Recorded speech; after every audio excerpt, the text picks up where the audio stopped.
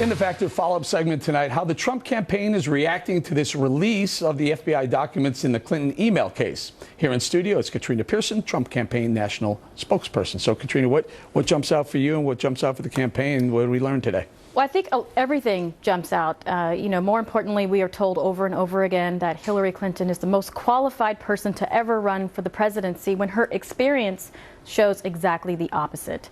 Just in the previous reporting, the fact that she couldn't recall so many times that she was supposedly had been trained on classified information. And this is a woman who was First Lady. She was a two-term senator and Secretary of State, and she can't remember if she was trained on classified information.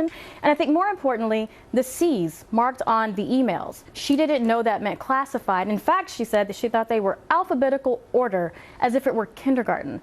She's obviously been lying. She's going to continuously lie.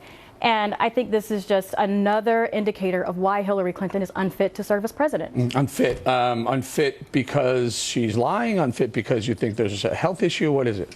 She's unfit because, A, she's lying. We know this. She lied under oath to Congress. And her experience. When we look at everything that she has done throughout her history in public office, frankly, we have 40 years. She's done absolutely nothing during that time. A lot of the policies she's talking about, she's wanting to implement as president, she didn't even do while she was senator. She didn't propose any of those bills and legislation. But more importantly, we are talking about national security at this point when we are facing one of the greatest crises we've had with terrorism. National security is key in this election.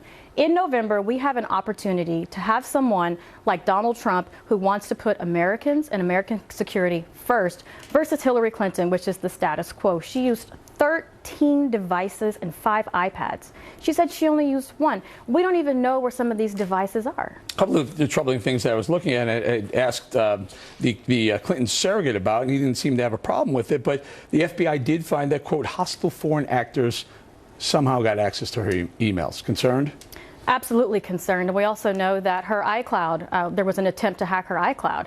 And the fact that she's lying about it is disturbing. And we know this because she says, and this is in the documents, that she deleted the emails because she didn't think she needed them anymore. When in fact we know now she deleted them after the New York Times article came out. And for someone who has spent so long in public office, she's never been exposed to the records retention responsibilities of someone who serves in public office. I mean, this is absurd. So what does the campaign do? Does the campaign stay on this? Oh, absolutely. The campaign is going to continue to draw that contrast of Donald Trump, a strong businessman who wants to give back to his country because he's been successful and wants to see other Americans be successful, wants to stop the status quo and the corruption. We have to get back to the basics. Donald Trump wants to do common sense governance. Number one, we have to protect American interests at home and abroad. Hillary Clinton has failed miserably. Donald called into the Factor last night, talked about his immigration plan. He said he was going to remove all the criminal aliens. They're gone, and then we're going to see what happens with the balance. What does that mean? Well, that means for many years we've heard politicians who want to talk about immigration reform, and we never seem to secure the border and implement current laws, and we saw this in the 80s with Reagan's amnesty.